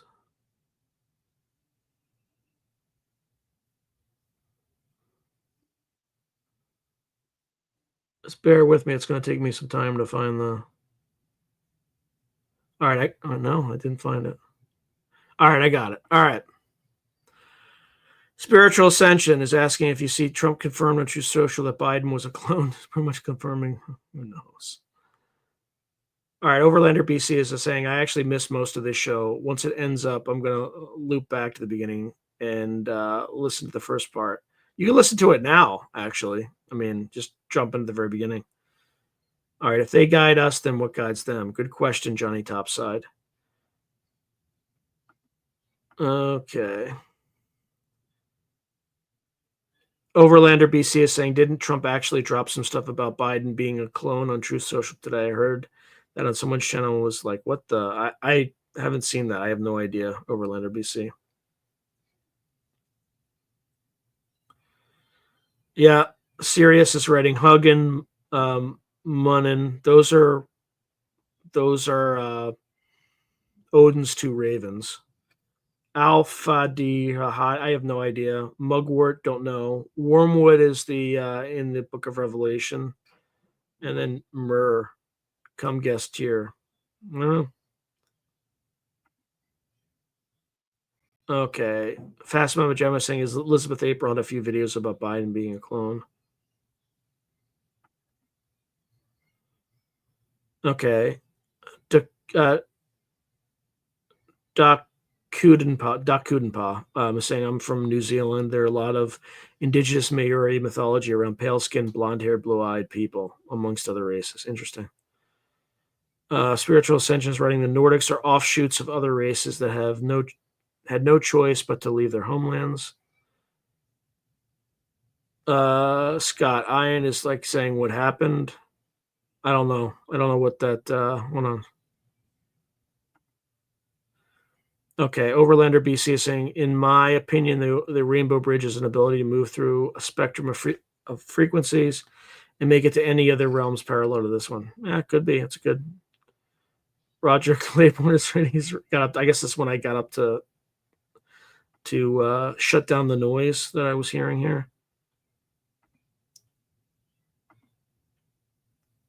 Yeah, I tried to be back fast.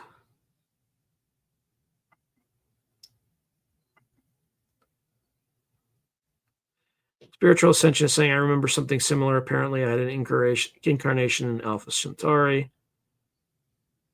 Gray Alice saying, some of the scholarly accounts of the Jinn align with astonishing accuracy with contemporary physics models of UFOs, such as plasma. A cosmologist in the 13th century describes Jinn as aerial animals with transparent bodies that can assume various forms. They believe that the Jinn could only be seen when their bodies were condensed. Yeah, they could be sentient plasmoids, Who knows? Yeah, plasma. That's right. Jalal Jalal is saying there is Alpha Centauri and Rigel Centaurus. Hadar, one is sun star system, or three sun system, the other a brown dwarf system. Okay. Overlander BC is saying there's dark matter as well as dark energy. Seems to me the jinns manifest themselves by utilizing both. Who knows? Okay.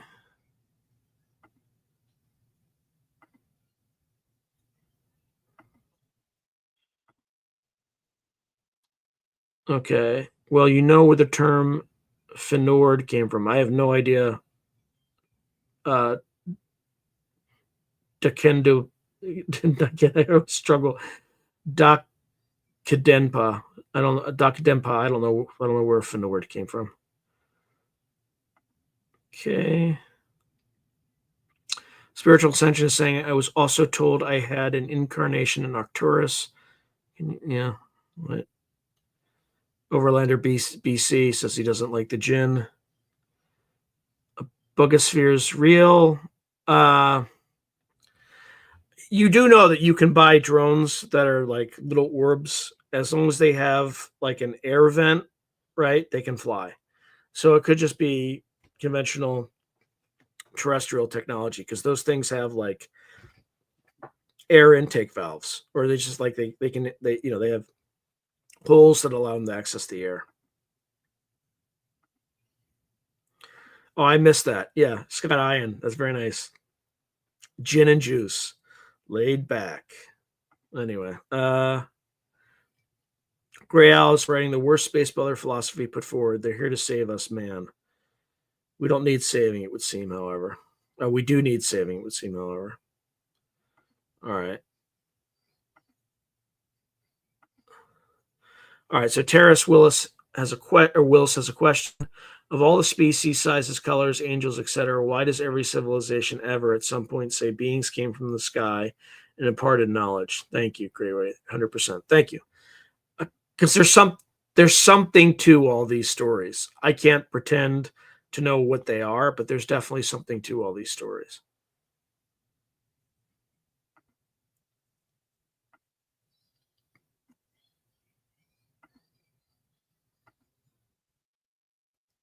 Okay. Breezy is saying, Jalea, I'm curious to know if I had any previous incarnation elsewhere. Overlander BC is saying, I don't think any aliens are here to save us either, any more than grizzlies are here to save us, or we're here to save grizzlies.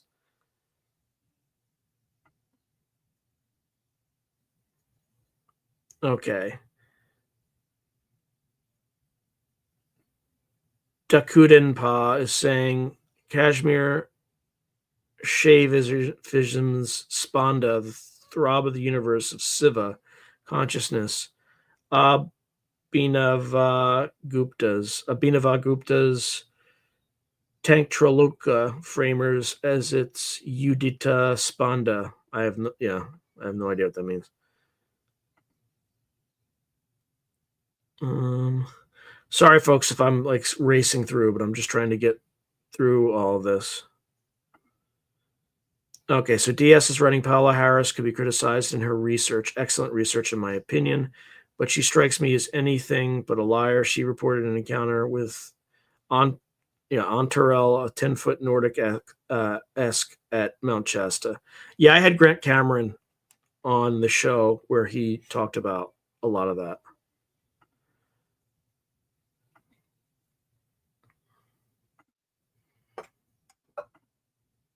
Okay, Terrence Willis has another question. Of all the species agendas and types, they do discuss what kinds of them do you suspect they aren't telling us about? Thank you. Definitely the reptilians, but I think there's other stuff too. There's stuff that is like blob like that I've seen in remote viewing, but I've also had people who have security clearances kind of confirm that in a way, but I'll just leave it at that. People who have security clearances who you have heard of. All right, so DS Terrence, either reptilians or the Holloman big nose grays, whether or not is real, I have no idea. Okay.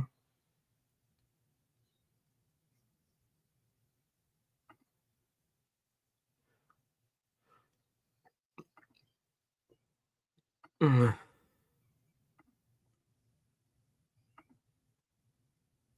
Alpha Draco saying, I love the Nordics, Euros, and their descendants. Yeah. The Anunnaki didn't create us.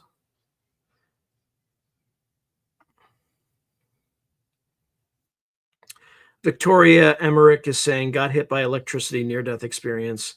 There's only a small piece of you down here. The rest of you is upstairs in a higher plane of existence. Yeah, I believe that.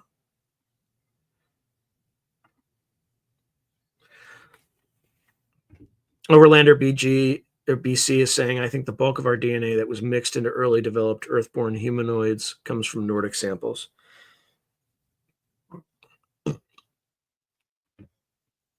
Mm.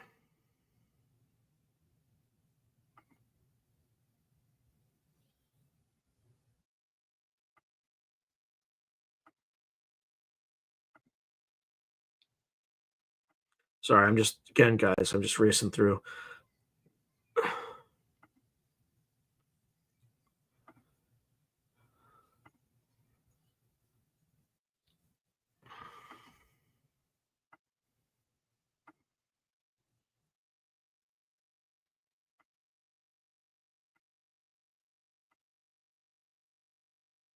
Gray Owl's writing, I would wager that amidst all of these DNA engineering strategies between species and political strategy, there exists true love stories where bonds tie with more significance than physical difference.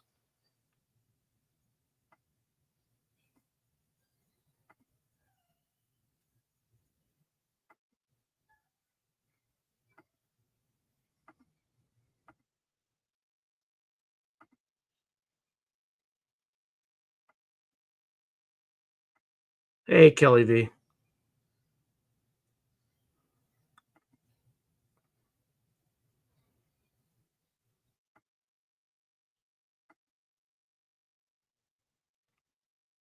Jalea Jalal saying grays are extremely radioactive, genetically ruined. Overlander BC is writing, I've seen a lot of stories of Nordics working with humans, working with reptilians and mantid and tall grays and small grays. It seems the blue ones are not as involved with the others.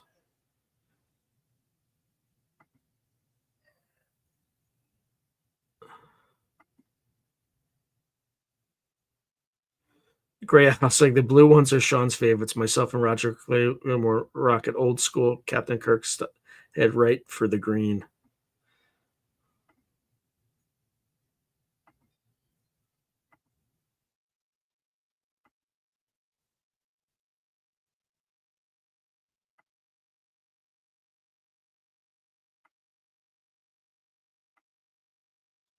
All right, Tangish Willis is saying, question, how can we believe any of these species or races when we can't even believe our human leaders? Yeah, I mean, through experience. Unless you see them, you'll never know. You'll never know. Because we certainly can't believe anything people in power say.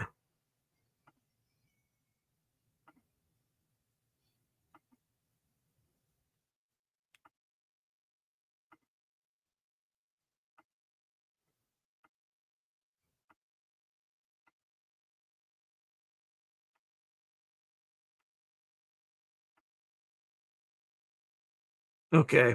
So late U.S. expat Reddit may have identified that UFO in South Korea. It's south of the Han River on Mount Bebong. There's an observatory there. On Google Earth, it says there's an army garrison next to it.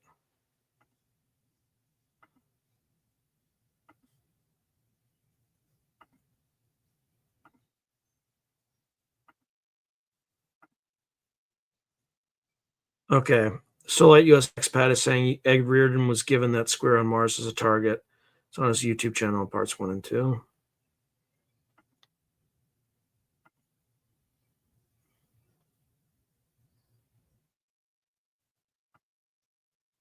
No, Moloko Plus.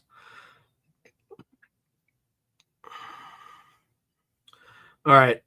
Terrence Wills was saying last question. Many races, many species isn't new. What is new is that it's being talked about by actual friggin' Congress members. Now, why do you think that is? And who's for summer 20? I don't know what hose for your summer 2025 means. Thank you. Um, I really don't know. I've lost all hope of disclosure actually coming from the government. What I've heard in circles is that they're not going to disclose until most people believe it's true, and then they just say, "Hey, this is true," and people are like, "Yeah, we know." And I don't think we're there yet. So that's what I've heard. So hopes for 2025 and guests. Thank you again. That's just from Terrence Wills. Um, I mean, hope. I can hope to reach 100,000 subscribers. Is it possible? Yeah, I've seen like really super dog shit channels get there long before me. Is it probable? No. But that's my hope. In terms of guests, I don't know. I'm like barely keeping my head above water right now. I just kind of get guests as whenever I can. I still like to get Mario Woods. He always responds, but it's never the right time. I'd also like to get I can't remember his name. Anyway, but yeah, I can't think of anybody specifically.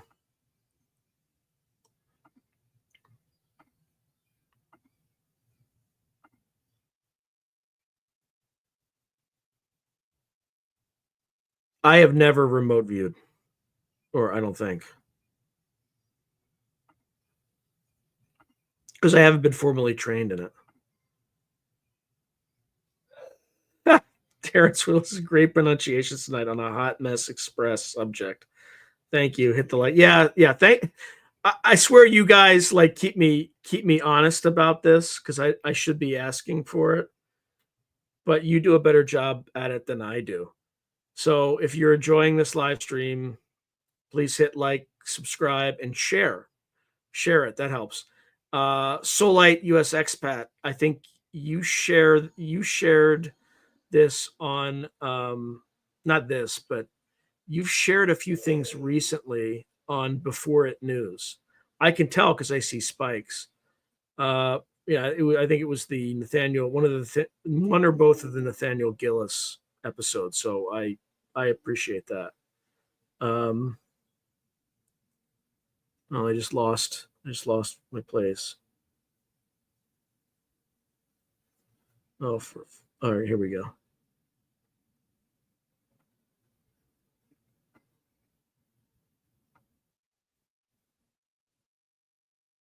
Solite U.S. expat. Writes, I'm concerned about the recent strike on the Russian bombers. I'm sure Putin is going to retaliate very hard back at Ukraine. So Solite, I spoke about it earlier in at the very beginning of the podcast.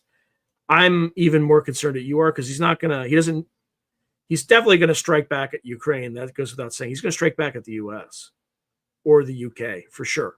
I would. I mean, you don't attack nuclear assets. Those were strategic nuclear assets. So, and I guarantee we were behind it.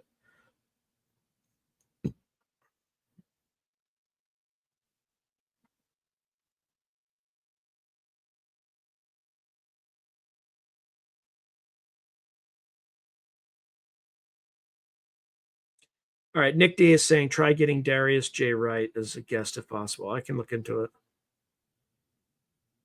Gray Owl saying, Sean, what about the cat that researched our perceptions of reality and certain chem drugs actually remove blinders and show us deeper reality that always exists, but we are blind to it? If you can tell me his name, but I definitely don't have him scheduled. Scott Ian said, I heard you wrong. I thought you said you'd RV'd the blobs. No. It was like Daz's team, Daz Smith, his team.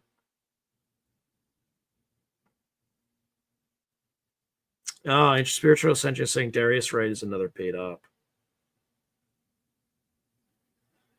Okay, Solite US Expat said, those were the ones, but it didn't get enough views. It was a little less than 300 people viewed that article. I have no idea what's up with. Yeah, but that 300, among other sources, like I could still see it spike very quickly. So that's still great.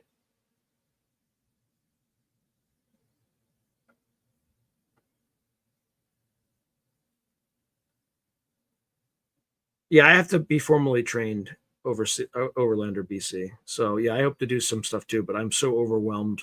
I have 3 jobs. I have this. I have there's like a local university I kind of do contract work for, and then I have the day job. So I literally just never stop working.